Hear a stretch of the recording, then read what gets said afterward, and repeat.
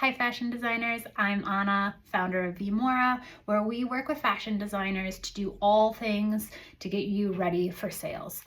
Patterns, samples, sourcing fabrics, and managing production. And today I'm going to talk about why patterns and samples are so important to the foundation of your brand. If something doesn't fit, and I'm probably going to say it multiple times in this video, if it doesn't fit, it doesn't sell. And the only way to get it to fit is to spend the time needed in the pattern and sampling process to ensure that your fit is perfect. I'm going to talk about some common mistakes that new designers make.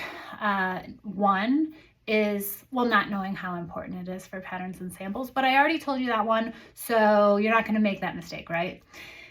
One is you get what you pay for when it comes to patterns and samples. Well, anything in life, right? But specifically in patterns, if you're working with a student or an intern or somebody that doesn't have a lot of experience, you're not going to get a pattern that fits the way it needs to. Pattern making is similar to architecture, right? It's 2D to 3D. You need a mathematical brain. You need to make sure that all the pieces fit perfectly together in order for that garment to flatter the body. Architecture, when you're designing, let's say, you forget to design where a pole needs to go to hold up a building. I don't know, I'm not an architect, but the whole building is going to fall down. Well, it's not just like your pattern. If it's not built correctly, it's not going to fit. And if it doesn't fit, it doesn't sell. So finding a pattern maker that not only has a lot of experience, but has experience specifically in your type of garment. If you're doing activewear, children's wear, evening wear, that pattern maker needs to be familiar with the steps and the different guidelines for the pattern for that type of product. So please, if you're going to invest in anything, you have to invest in a good pattern maker and good samples. The second mistake that I see that is common is you aren't providing your pattern maker your size 6. Your size medium. You want to look into your market, know what your customer is used to trying on, and you decide your measurements. That's not up to your pattern maker. That's a branding decision. So knowing what size your pattern and your sample medium is going to be. Is your bust a 29 or is it a 32? All of that's really important, and that is decided by the designer, not by the pattern maker. The next one, and I see this all the time, oh, don't worry about it. I'm just going to be my own fit model. Okay, well, I will only allow this if you are a perfect size 6, meaning that bust is a 35 to 37 and you are exactly a 36. That waist is a 28 to 29 and you are a 28 and a half. And not only that, you're not taller or shorter than the average American, if American is your market, American woman, which is 5'6". So if you're 5'10" and you want to be a fit model, you are now making a line of clothing for tall. Same thing with 5'2". You're now making a line of clothing for petite because you're going to fit that block size first, and then you're going to grade up and down according to the size chart that you have determined. And let's say that you are a little bit bustier or your fit model's a little bit bustier. That means all of your sizes are going to be fit for a busty fit. And if that's not your demographic, if that's not your customer, it's not going to fit, and then it's not going to sell. So hiring a professional fit model is very important. Hiring a pattern maker familiar with your product, also very important. You also want to make sure that you're taking the proper steps. Cutting corners when it comes to development is never a good idea. I can't tell you the amount of times I have a client come to me and say, hey, I've been working with these patterns for 10 years and none of them are right. And year after year, they don't fit and something's wrong, but we continue to use the same patterns and we continue to move forward because we don't want to spend the time to fix it, or we don't want to spend the money to fix it. Well, the amount of money you're losing because it doesn't fit doesn't make sense. So if you can start from the beginning fresh with patterns that haven't been started versus patterns that you've been working with that don't fit or something's wrong with them, it's better. So if you can, in the beginning, make sure that your patterns are perfect and you've taken all the right steps, that's ideal.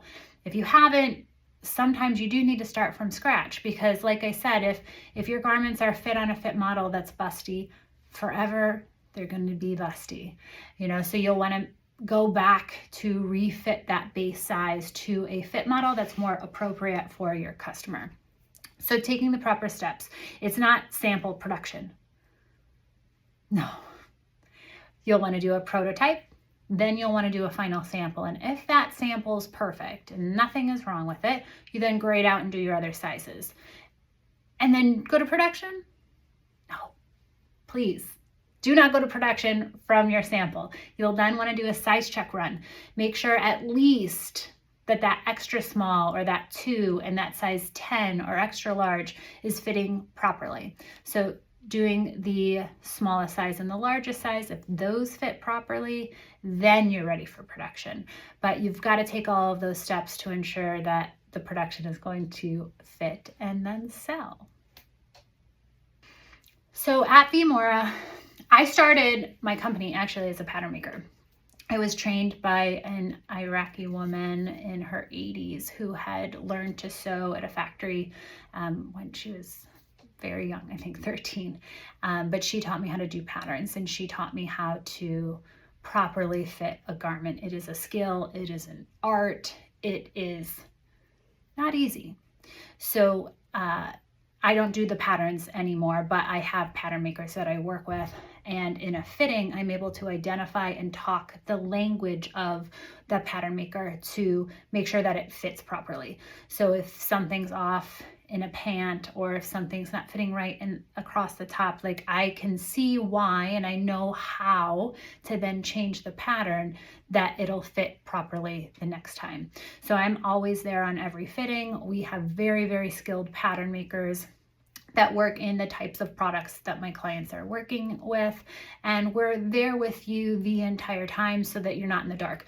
If you don't have the pattern making experience and your prototypes or your samples keep coming and there's something off with them and you don't know how to identify it and talk to the pattern maker, it can be a costly, time-sucking way to go. Not to say that you can't do it, but it does help to have a third eye there. Like a third eye? I don't think that's what I meant. It does help to have someone there that isn't your pattern maker and that isn't you, that understands the patterns and the pattern language to be able to identify what's going on with that pattern, to fix it and help the pattern maker alter it to make the next sample perfect or closer to perfect than that one that you're working on. Without doing proper patterns, there are some real consequences.